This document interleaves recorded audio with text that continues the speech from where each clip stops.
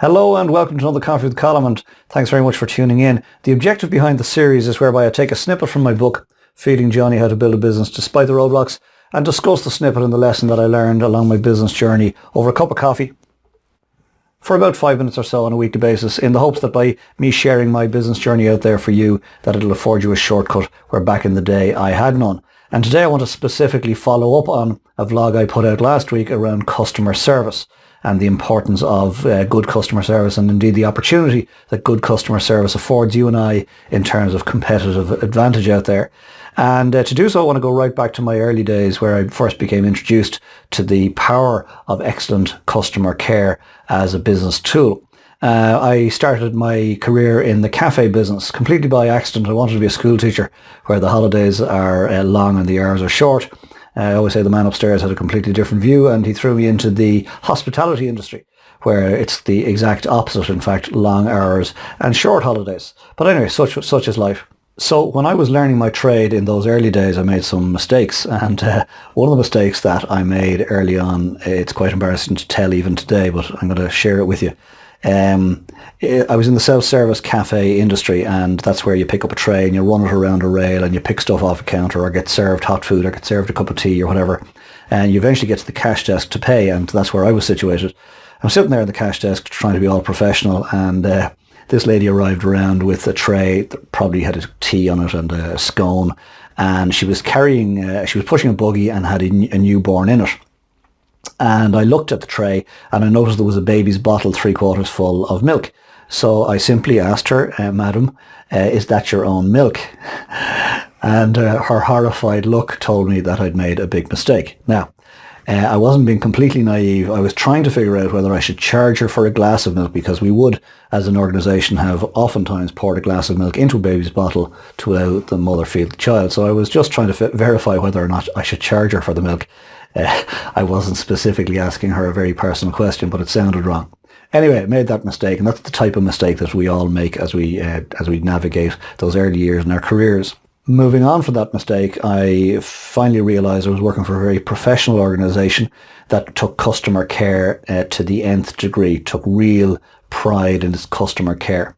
And the background to that is Barney Nealon and Stephen Halpin, who were the owners of the business in the rooftop restaurant in Cleary's at the time, were well ahead of their time. They were both ex-Gresham hoteliers, and they brought a level of service to the self-service cafe industry that was unheard of.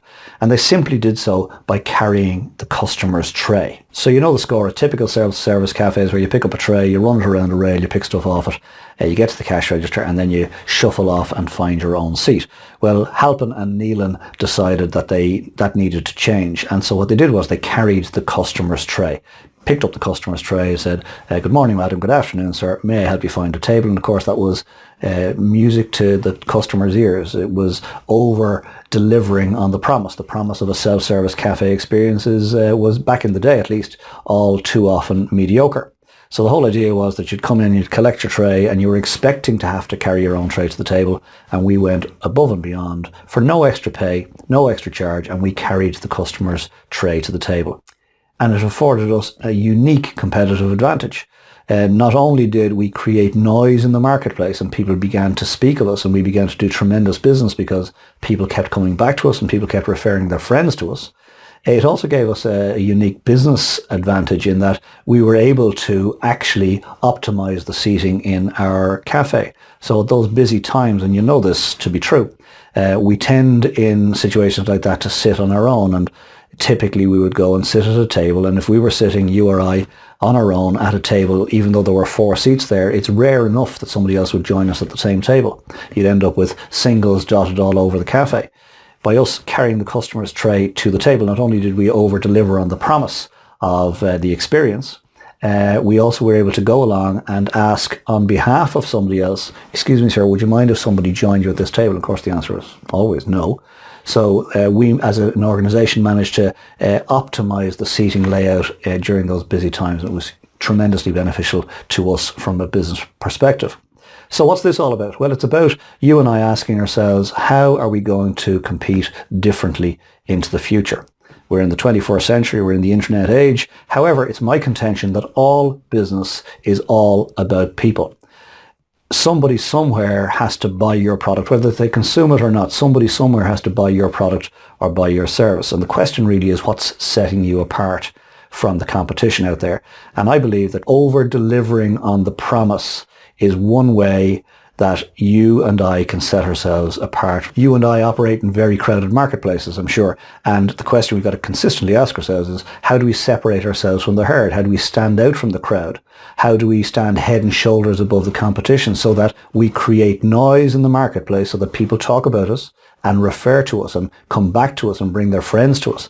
That's the challenge. And I'm going to put it out there for you and I to consider that applying a unique customer care approach to your business can give you that unique advantage that's going to set you, nudge you ahead of the competition and allow you to do more business and allow you to do more profitable business. So the question I have for you, I'm going to leave you with today, is what do you do in your business that could be considered carrying the customer's tray?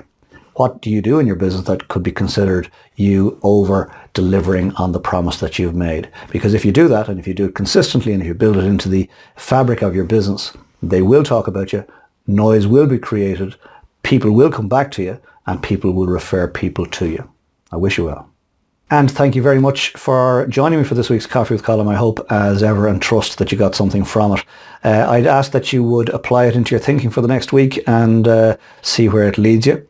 If you've enjoyed it and you think somebody else would benefit from this particular Coffee with Colm, please share the link on. If it's your first time stumbling across a Coffee with Colm and you've enjoyed it and you'd like more, pop to the homepage, colmobrienmotivation.com, leave us your details, and we send you a link like this every week on a different topic. And then most importantly, please come back next week and let's share another coffee together. I'll take another snippet from the book, Feeding Johnny, and share it out there, turn it into a lesson, share it out there for you to consider and see where it leads both of us. Meantime, get some rest, get some good coffee, get ready for the week ahead, and we'll talk to you next week. Have a good one. Really love my coffee. Take care. Bye for now.